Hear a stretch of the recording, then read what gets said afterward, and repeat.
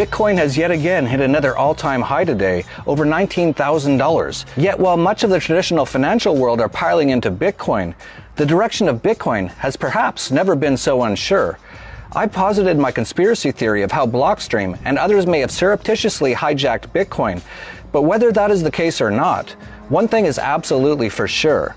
Bitcoin has changed dramatically in the last year from its initial intention and objectives as outlined by Satoshi's white paper. The title of the white paper itself, after all, was Bitcoin, a peer-to-peer electronic cash system.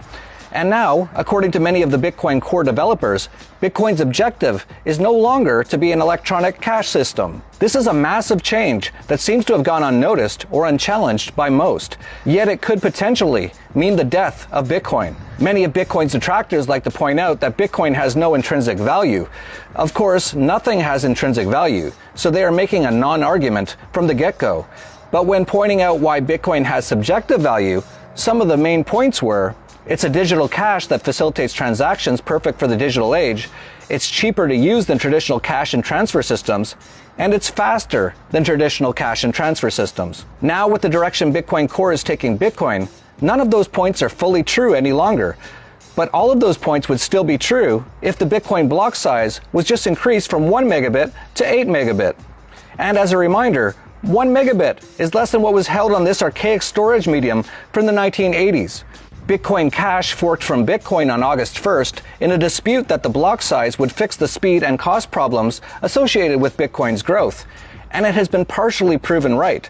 Bitcoin Cash transaction fees, on average, cost less than 20 cents US, while the average Bitcoin transaction fee sits over 100 times higher at around $21.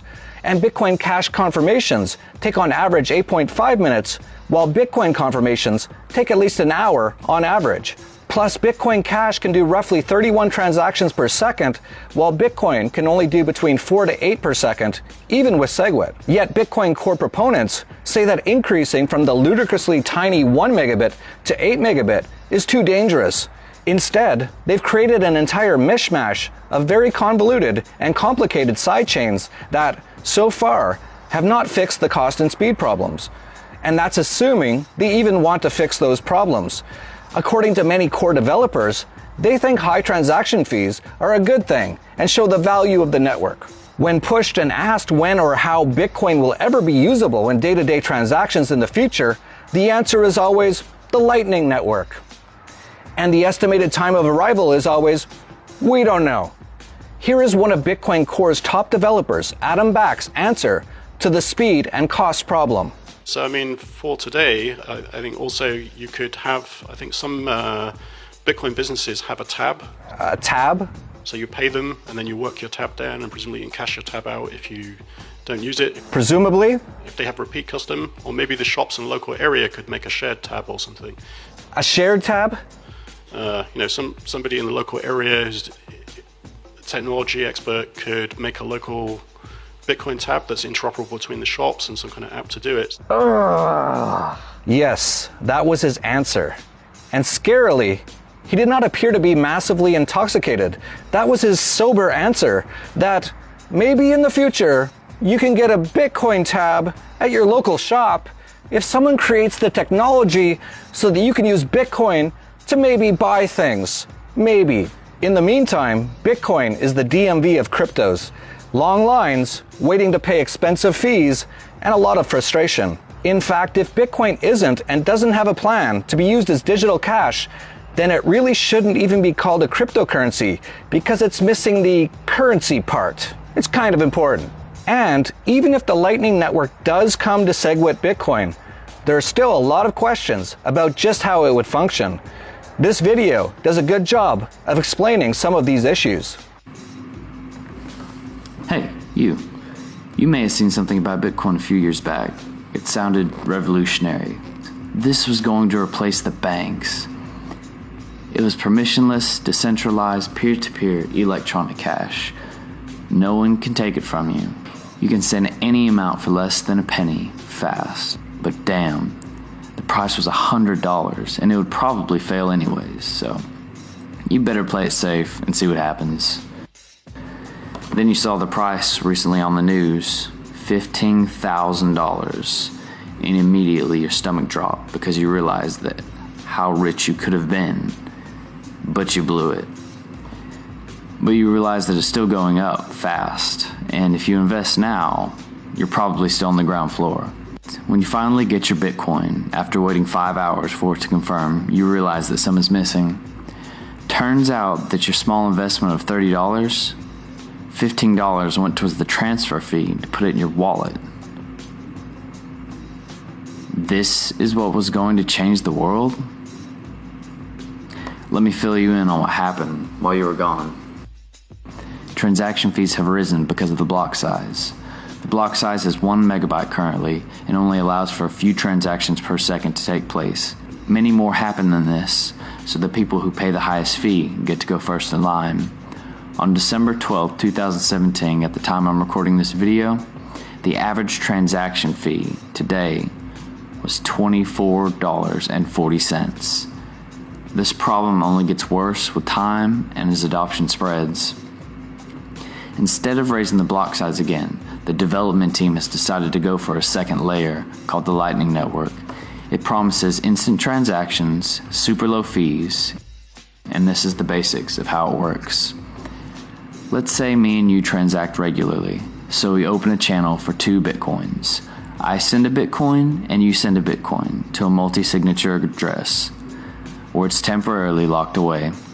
Now we are free to trade 2 Bitcoins back and forth with no fees, as long as we both sign each transaction. This is because the actual Bitcoin was never moved. We are essentially trading for the rights of the coin, off-chain, similar to an IOU. When we close our channel, it settles on the blockchain. Our IOUs are redeemed, and we get our share of the real Bitcoin. The only time the high transaction fee occurs is when you open or close a channel to settle up. You want to transact with somebody you don't have a direct channel open with. Let's say you want to transact with Bob and pay him 1 Bitcoin. Bob does not currently have an open channel with you, and you don't want to have to pay the fees to open another channel. It turns out that my first cousin Sam has an open channel with Bob. You could send the payments through our channel and use the channel I have open with Sam, and finally from Sam to Bob, paying me and Sam very small transaction fees for using our open channels. This is ideally how the network would work, hopping from individual to individual until your transaction meets the intended recipient. But it turns out if Sam isn't as fortunate as us, and our channel only has 0.5 Bitcoins deposited, this won't work. There has to be enough loaded on each channel along the way for it to be used, and the network must find another route. Luckily, it turns out that Bob and you both eat at the same pizza shop regularly enough that you both have open channels. The pizza shop has plenty of Bitcoin in its channel and is 1 less hop than the last example. Bob gets paid, less fees for you, and the pizza shop gets a reward for providing a useful service. Everyone wins. Or so it would seem. A problem with the system is the requirement to preload every open channel you have ahead of time, with what you assume will be the upper limit of your spending habits with that channel. It's more convenient to have 1 open channel and a large amount of Bitcoin to a well-connected party that consistently has more money than you, so you can always route through. This is why hubs will naturally occur. A Lightning hub is a node with enough channels open and enough liquidity available that by connecting them, you limit the amount of channels you need to personally open, never have to worry about their balance, and reduce the amount of hops and fees required to make transactions. Unlike miners, who don't actually transfer value, these hubs will likely be classified as third-party settlement organizations, being subject to heavy financial regulation laws such as KYC and AML. Also, unlike on-chain transactions, there is a chance of theft in this system. If another party attempts to broadcast a channel in an old state, they can try to steal your Bitcoin if you can't catch them in time. For this, you'll either need to run a full Bitcoin node that'll always be online to monitor the transactions yourself, or hire a third-party service to do this on your behalf. So, the Lightning hubs will require to be set up for financial regulation and reporting laws, require massive amounts of liquidity to keep multiple well-funded open channels, offer fraud departments to watch the blockchain constantly and prevent theft, all while taking small fees for every transaction you route through them. Does this system sound familiar? Just replace the term open channel with checking account. These Lightning Network hubs will be ran by the same financial institutions the Bitcoin was made to challenge. The banks aren't fighting Bitcoin because Bitcoin will be the new banking system. Bitcoin needed no middleman. There was no fraud to detect, no permission to give, no transaction to reverse, no fees to collect. So it had to be broken to need them. And the worst part is, you won't have a choice. Either give up your freedom and use the Lightning Network, or be subject to double or even triple digit ever increasing fees for every move you make on the blockchain.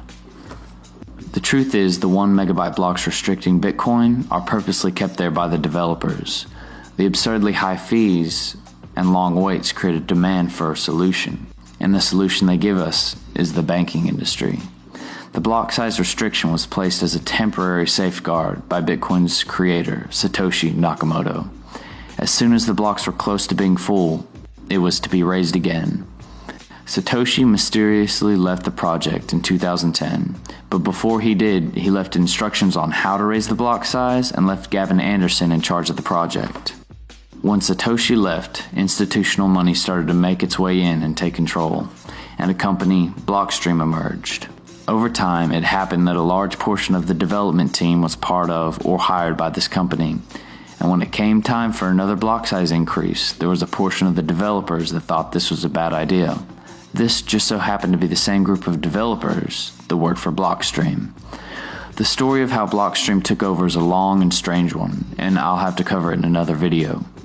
But with massive amounts of censorship, organized attacks, and manipulation, Blockstream managed to take primary control over the development of Bitcoin and force out any of the developers who opposed their choices and gave open arms to the ones whose opinions are aligned. Ever since then, the fees have exponentially risen. The confirmation times have grown from minutes to hours to days, and the merchants are dropping support at a rapid rate. The block size should have been raised long ago. It could be raised for years without any risk of centralization, giving us time to find other solutions. But it won't happen, because Blockstream states that they plan to turn a profit by selling sidechains to businesses, allowing them to accept custom Bitcoin-backed chains that aren't subject to Bitcoin's high fees, taking small fees for every transaction, fixed monthly fees from the businesses, and selling the custom hardware needed to run them. This model is far more profitable if Bitcoin doesn't work properly. If the fees are low and no one wants their sidechains, then how will they pay the $74 million back to the corporations and big bankers who have invested, the ones who benefit from the Lightning hubs? This amazing technology, designed to give freedom, stability, and power to the people around the world, has been ripped apart and destroyed for power, control, and profit. But it's okay, because we're going to the moon. And while we wait for the Lightning Network, unconfirmed transactions continue to pile up. You can see the list in real time here. It's currently over 150,000 transactions that are in the queue waiting. And across the world, businesses based on Bitcoin being usable as a currency are either going out of business or having major problems. We ATM operators are where the rubber meets the road with new users, and I increasingly find my days filled with explaining to angry customers why $15, in addition to normal commissions, instantly goes up in smoke just by making a purchase. This is not sustainable. We're excited to have Roger Ver and lead developer of Bitcoin Cash, Amaury Séchet, as speakers at the upcoming CryptoPoco conference at Anarchapulco right here in February. As well, to ensure fairness, Bitcoin Core proponent Trace Mayer and Bitcoin Core developer Jimmy Song will also be speaking at the event. Discussions could get heated, and rightfully so. The stakes have never been higher. This week, I had the opportunity to interview Amaury Séchet, the lead developer of Bitcoin Cash, about all these issues. You can see it all right now. From Acapulco, Mexico, this is Anarchast. Hey everybody, welcome to Anarchast, your home for anarchy on the internet. I'm really excited to have on our next guest. He's a first-time guest. His name's Amaury Séchet. He's the lead developer for Bitcoin ABC, which is the sort of the lead implementer of Bitcoin Cash. So many of you might know what I've been saying about Bitcoin and Bitcoin Cash over the last month or so, saying that it looks to me like Bitcoin itself has, in some degree, been taken over by the globalists, and definitely in one way or another, it has been moved away from its initial idea of becoming digital cash, and now they're trying to posit it as something like Bitcoin Gold. And of course, we've seen Bitcoin Cash break off from Bitcoin on August 1st in the fork at that time, and Bitcoin Cash is trying to adhere to what Satoshi Nakamoto's initial white paper talked about, which is becoming a digital cash. And they've started doing that by increasing the block size to 8 megabit, whereas Bitcoin SegWit, as I call it, the original Bitcoin, has not increased their block size. It continues to have long periods for transactions, and it also has high transaction fees, which they seem to think is totally fine, which is not what the initial idea of Bitcoin was. And so there's been a lot of people, and especially a lot of anarchists, sort of moving towards Bitcoin Cash because of that. So I'm really happy to have Amaury on, and he's coming in from France. And but before we get started, Amaury, I got to check your street cred. How did you become an anarchist? So I'm a very, logically minded person. I like when things make sense logically. And for a very long time, I was very confused in my personal philosophy because there was a lot of self-contradicting idea, in the philosophy out there. Maybe, like the most obvious one for people that are going to be anarchists is, you cannot steal, but, there is taxation, and it's just like another name for the same thing, and suddenly it's okay, and it's even presented as a virtue, in many spaces. So all of that wasn't really, sitting well in my mind. It's like self-contradictory, and so if it's self-contradictory, it must be wrong. And this is kind of like the first seed, and then you start reading around there, and at some point, I discovered the voluntarist or anarcho-capitalist philosophy, and I was like, yeah, this is like the different pieces, fall together. And that's great, very cool. And you've been the lead developer on Bitcoin Cash, which is really interesting. So why don't you tell us, why did this all happen? Why are you doing Bitcoin Cash? And even give us a little bit of your background on being a programmer. Yeah, so as a programmer, my diploma is in the distributed system and telecommunication and this kind of stuff. I've been a programmer. I've worked for various companies, but mostly, over the past 4 years, I've been working for Facebook. And at the beginning of this year, I was working on the grant to do research on scaling solution. And this ended up with the creation of Bitcoin Cash at some point. Which was not very much the initial intention behind the grant, but this is where the opportunity was, so this is where I ended up going. Yeah, that's pretty much my background as a programmer. As for Bitcoin Cash, this is a debate that is actually very, very old, that predates Bitcoin by a long time, right? So the basic problem is that the more transaction there is on the network, and the more computing resources it takes to process all the transactions. So the more expensive it is to, be an actor in this network that process all the transaction. And when you have a resource that is scarce, some people think that it's better to create a market for that resources and have the market manage it. And other people think that it's better to have a group of experts that says, here is the amount of resources that need to be consumed, and you cannot consume any more of that. And this is a debate that, this is a debate that is way older than Bitcoin, that is probably, as old as, people trade and organize in societies. As a voluntarist, it's pretty clear on which side I fall on. I'm not for having a group of experts that decide how much resources can be consumed. And more than that, I think that it doesn't work, right? Because you have this whole economic calculation problem. When you start putting a resource, then people they don't use the resource in a way that makes sense. Suddenly they start to tailor their behavior based on that limit that is artificially imposed. And not only it's suboptimal, but you lose the information you would need in the first place because people alter their behavior. You lose the information that you need to choose the right value. So this is something that it doesn't work. It's been seen in like all kind of country. Maybe Venezuela is the most recent example of that. When you have like a group of experts that try to manage the economy, everything starts crumbling. And this is what we're seeing in Bitcoin right now. So these resources I'm talking about is how much transaction you can send through the network in some amount of time. And the Bitcoin core developers, they decided that, they are the expert, and they decided that this is 1 megabyte and this is what it's going to be.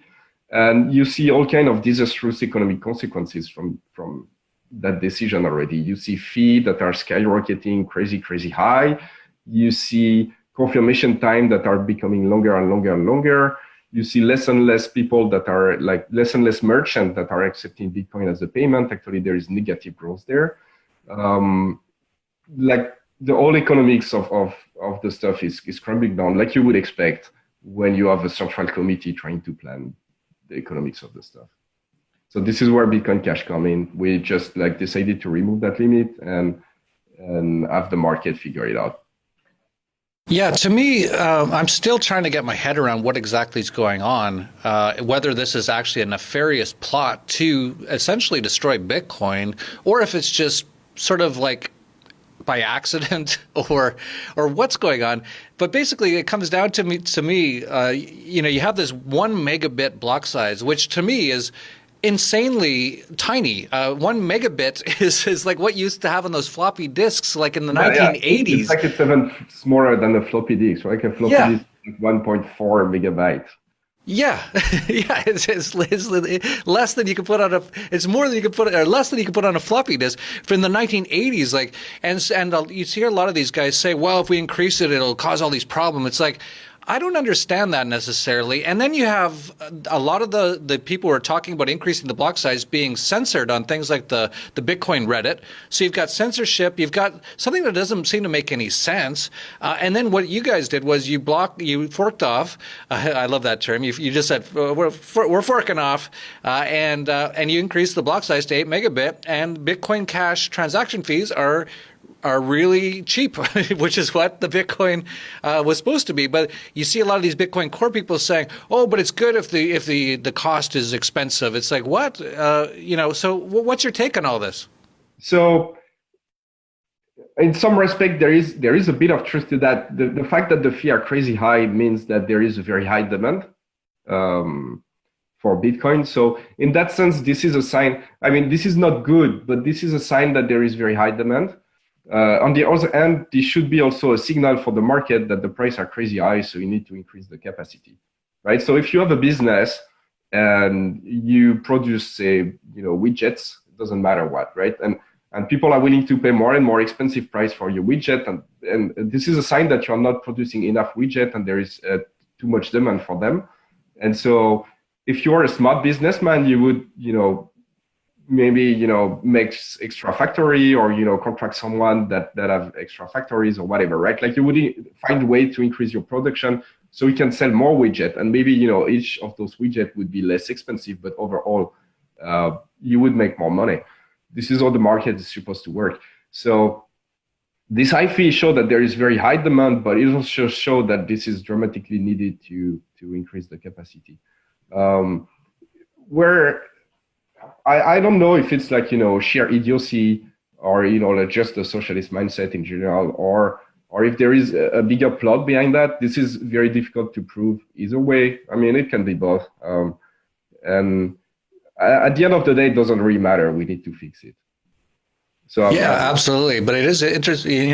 I really wonder what is going on. And you have smart people like Trace Mayer who come out on the side of Bitcoin Core, and we're actually going to, just so everyone knows, we're going to have you come and speak at Anarchapulco, and we've also made sure we have enough people from Bitcoin Core there as well, because we don't want to, I'm still not sure exactly what's going on, but we definitely need to find out what's going on fairly soon here. So we've invited Jimmy Song, which is one of the top Bitcoin Core developers. He's also, as far as I know, pretty much a voluntarist, so we're quite comfortable in having him there. I'd like to avoid having any sort of statisters or people like that involved in any way in anything we do, because they're just downright evil sort of people. We don't want anything to do with evil. And so we're going to have Jimmy there. We're also going to have Trace Mayer there. So those are two people who are very pro-core. But we do need to figure out what is going on here, because it just doesn't seem to make sense. They say, okay, we're going to do SegWit. And it's like, well, why? Why not just increase the block size? Like, you're a developer. Like, do you understand what they're even trying to do? Yeah, so what they want to do is this technology called Lightning Network. And SegWit is kind of like the first step toward that. And Lightning Network is a technology that allows you to do transaction off chain and just, send a transaction on the chain maybe once a month or, once in a while. And they have very high expectation. I think they have unrealistic expectation on how well this system is going to perform. If you watch at the initial presentation of that system, this is a presentation by Taj Ria and Joseph Poon. And in that presentation, Joseph Poon makes some assumption and back to develop calculation, and he says that if you want to serve the world with such a system, it would reduce the need for the block size from blocks that are roughly 1 gigabyte to blocks that are maybe 300 megabyte or so. So I think Joseph Poon is optimistic in his estimation, but his estimation, makes sense. Thinking that you can do it with 1 megabyte block is just completely unrealistic. Yeah, that's not gonna work. Literally, if you compute, it would require decades for 1 billion people to open a channel on a system like that. I think Ryan Exshall made the computation, I think it's 30 years or 40 years or something like that for everybody in the world to be able to open a channel on such a system. And with a 1 megabyte limit. So it's just it doesn't work. But, I think some people have bad intention. Some people convince themselves that this is actually a good idea or that there is no better idea, but, you cannot fix people. What do you think about this Lightning Network? Because when I talk to some people, they will say, well, there's SegWit now and it's getting better. And it's like, well, I haven't really seen that much improvement in terms of speed or cost since SegWit has come in. And then they go, well, then there's going to be Lightning Network. And then it's like, well, when's that coming out? And they're like, well, maybe in a year. It's like a year. Why not just increase the block size? They tend to oversell their stuff. And I don't know if this is because they deceive themselves and they have too high expectation, or they're actually, overselling for the sake of overselling and staying in some position of power. But they are clearly overselling. I had discussion with core developers several months ago before SegWit was launched. And I was trying to explain that, you would not see any significant capacity increase from SegWit within the first few months. And this is what we see right now. I think SegWit have been activated for 4 months or so. And you see not even 10% of capacity increase from it. So, I think they just have unrealistic expectation on how well those systems are gonna perform. And I think we have a system that have been working for years now that have performed extremely well. This is the system that have made the success of Bitcoin. So, let's do that. This is something that works. This is something that is proven. Yeah. So some of the people have, you go on the internet and you see people saying, "Oh, Bitcoin Cash is trash," and they say things like, actually, I don't understand what their negativity towards Bitcoin Cash is. I think there's something about it's not decentralized enough. I'm sure you've heard of some of the negative things said about Bitcoin Cash. What would your response be to that? Yeah, so what they fear is that because it requires more computing resources to process a higher number of transactions, What they fear is that less people are going to be able to run those computers that verify the transaction because they are more expensive to run. And as a result, there are going to be less of them and the network is going to be more centralized. I mean, this is true to some extent. Where I think they are wrong is that they are looking at this decentralization stuff as the only metric to optimize. But if you have an optimally decentralized system that is not usable, then you have not created a lot of value, right? So you need to create a system that is useful and then make sure it's decentralized enough. And this is where like they are willing to cripple the system to keep it more decentralized. It doesn't make a lot of sense, because if it's like you have a vault and you put some garbage in it, then why do you have a vault, right? Like you need to have something, you need to have something valuable to protect. Otherwise, there is no point protecting it. Right. Yeah, that's a great analogy. If you're going to just put garbage in a vault, why have a vault? There's nothing there to protect. Yeah, so that's what it's really coming down to. What's your take on how it's been going so far? We've now had Bitcoin Cash since August 1st, so we're it's hard for me to do the math, 9, 10, 11, 4 months. We're about 4 months into it, and SegWit for 4 months. What's your take on how things are progressing? Are you happy with how Bitcoin Cash has gone so far? And what's your take on Bitcoin itself as well? Or where do you see that going with SegWit and Lightning Network? Or do you think it's going to do well or not? Let's talk Bitcoin Cash first. I think it's done extremely well, right? This is I think the highest valuation for a coin at launch ever. And since then, we saw a lot of growth. It's a bit dwarfed because Bitcoin is in such a bull run right now that most of the eyes are on it, right? But Bitcoin Cash launched at like 500, and it's at $1,500 right now. So you see like 3x since the launch, and it was already the most valuable. The most valuable coin at launch. Like no coin that launch was worth that much ever. So this is we can always do better, but I think this has performed really, really well. On Bitcoin, I think Bitcoin is in a very dangerous position right now because the fundamentals are weaker and weaker. The transaction fee are higher, the confirmation times are higher. And as a result, there is less merchant that accept it. Like even I think this week or last week, there is Steam that stopped accepting Bitcoin as a payment method.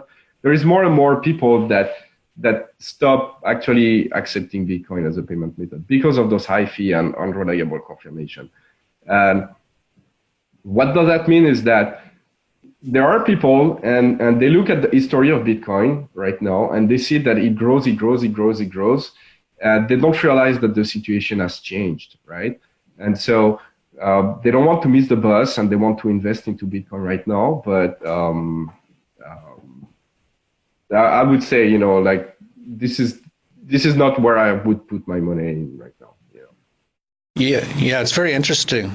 Yeah, when you see the price increase on one side and the fundamental becoming weaker on the other side, you know that either they're going to have to fix the fundamental in some pretty dramatic way, or you are due for a big correction. Like either I cannot predict the future, but one of the two must happen mathematically. Yeah, I would agree with that. So one of the things that a lot of people are saying now, and including myself, is if Bitcoin is going to be this Bitcoin gold or whatever they have, these ideas they have for it, and it's not actually going to be digital cash, then there's a massive need for digital cash out there. Then we've seen, you pointed out that so many people used to use Bitcoin on their website to sell things. Many of them just can't anymore. If they have low price products, if their product's only $10 or $20 and the cost of a transfer is $3, it really doesn't make any sense. It's like, why would you use that over PayPal or credit cards or anything else? So there's a definite need for digital cash out there. And some of the front runners obviously are, of course, Bitcoin Cash. I would say Dash, Litecoin, maybe Monero a little bit as well. Those are sort of, in my opinion, the top sort of four in the running for digital cash. How would you say? What would you say when people say Bitcoin Cash is better or worse than, say, Dash or Litecoin? Why? What would you tell people that why Bitcoin Cash is better than those? Okay, so compared to Litecoin, I'd say it's pretty easy. Litecoin essentially has the same roadmap as Bitcoin Core. And the reason why it's working well right now is just because it's not used as much as Bitcoin. But if the use of Litecoin increase in the coming months or the coming years, they're eventually gonna run into the same problem as Bitcoin does. And because they have the same roadmap, the same stuff gonna happen. So I don't see Litecoin as a very interesting coin. Monero is an interesting coin, to be honest. They make a different set of trade-off. So they are not as scalable as Bitcoin Cash for technical reason, but they trade that for a much higher degree of privacy. So I think this is something that people are going to be interested in. There is, some competition between the two, but I think that those, Bitcoin Cash and Monero can find their use case. Dash is probably the most direct competitor to Bitcoin Cash. I'd say, where it compared to Dash, there is much more deployed infrastructure for Bitcoin Cash right now, just because it's just a fork of Bitcoin. So anyone that, support Bitcoin can support Bitcoin Cash very, very easily. If, a few days of work and get Bitcoin Cash support. Also, I think that Dash makes some unproven assumption in its security model for private send and instant send and all those features. So I have some doubts about that. Like, are they actually, that private and that secure? I'm not sure. But Dash is certainly one of the biggest competitor. But there is also something you said that I would like to come back on, and I would like to reframe a bit, where you need like digital gold and digital cash. And I actually don't agree with that. Because we already have gold, right? So gold is there, it's there to stay. It's a proven store of value. It's been the case for thousands of years, quite literally. And what happened, like, this is essentially like, if you want to take like one history lesson, this is the same stuff happening again and again, right? People have some hard currency to begin with. Society develop around that hard currency, and the economics develops, and everything is good. But then, people start realizing that transacting with gold is actually not that convenient. And so they start building system on top of it, like fiat currency and stuff like that. And at some point, the fiat currency system end up being abused, and you see an economic collapse. And this is what has happened to pretty much every civilization that have existed out there. And so if you want to break that cycle of human civilization growing and then collapsing, we need to have a currency that is that have both the good characteristic of something like gold and also the convenience of something like cash, right? And separating the two is why we ended up in that cycle of stuff breaking up again and again. I don't see a lot of value in a cryptocurrency that would be digital gold, because we already have gold, right? So it's just like, you wouldn't use digital mail or email if it took, 2 days to arrive and cost you, 30 cents or whatever. I don't know how much a mail costs in the US, but you wouldn't use that, right? You use email because it's like, it arrives almost instantly, and it's very cheap, and it's much more convenient than an actual paper mail, right? So the same way you want to have digital gold, but that you can transact, instantly around the world for very cheap, or you have not created anything valuable. Yeah, no, I in general, I agree with you that this is very dangerous where they're taking Bitcoin right now. And that's why I question if this isn't being done on purpose to try to destroy Bitcoin. Because if Bitcoin does not have any of its sort of digital cash properties, this has actually been one of the sort of things that people who hate Bitcoin have said to us in the past is, what really is backing Bitcoin? And it's like, well, it's a transaction currency. It's actually cash. It's, you can transfer value across the world in seconds for almost no cost. That's the real value of it. If you take that part away from it, then what is the real value of it? And it's going to be very interesting to see what happens in the coming months and years, to see if Bitcoin has major problems at some point, and maybe it will be on purpose, and maybe this is all being done by the globalists and the banksters to try to destroy Bitcoin, because after that happens, they can come out and say, well, don't ever touch cryptocurrencies again. Just you better trust our central bank cryptocurrency now, and so that might be part of their big plan. Yeah, that's one of the stuff that scare me a bit, is like the direction they are taking in Bitcoin right now is I think not very sustainable. And if the whole stuff crashes, it's going to be a big step back for the whole crypto market, I think, because a lot of people are going to, associate all the cryptocurrency, and if like the biggest one doesn't work, then yeah, absolutely, that might be part of their plan. We need to regain a lot of trust from the public, right? So a lot of people think that's orchestrated. I don't know. I don't like to make. I like to have very much, like fact-based, like I'm a bit of an engineer. So I don't make that much assumption. That's definitely possible that it's intentional. That's definitely possible that it's just like sheer stupidity. And that's definitely possible that it depends on the people. Maybe some of them are actually doing it intentionally, and some of them, are just going along with it, not realizing what's going on. Yeah, absolutely. For people out there, I wrote an article on the Dollar Vigilante. I'll put a screenshot up of it now. It's called "The Globalist Plan to Blame Bitcoin for Biblical Level Collapse in 2018." So I actually think I can sort of see that they're planning to, whenever this next financial crisis happens, and there's going to be one, absolutely, and it's probably going to be in 2018, I think they're going to blame it on the cryptocurrencies. So there's a lot of crazy stuff going on. So definitely be wanting to pay attention to all this sort of stuff. So as the lead developer for Bitcoin Cash, is there anything that you can tell us about upcoming developments with Bitcoin Cash? Anything going on with your development? Yeah, so I think the two most interesting stuff that are going on right now when it comes to the development. The first one is Cash Shuffle. So it's a privacy feature that is right now in alpha.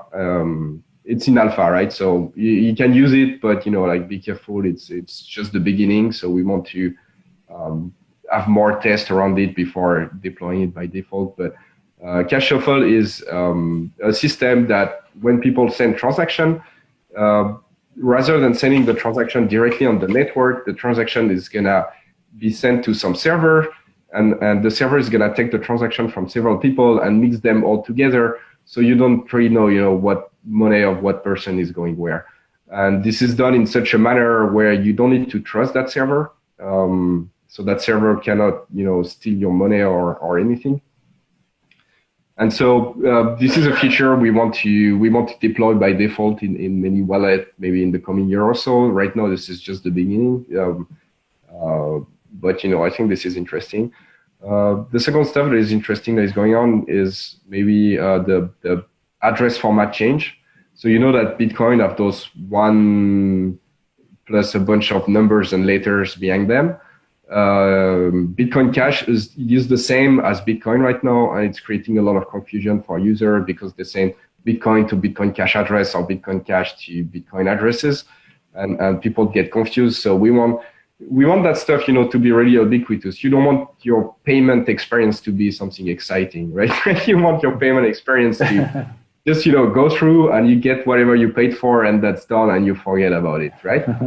So we want to remove like this kind of bad aspect of their experience, and one of them is like, I am sending the right currency to the right address.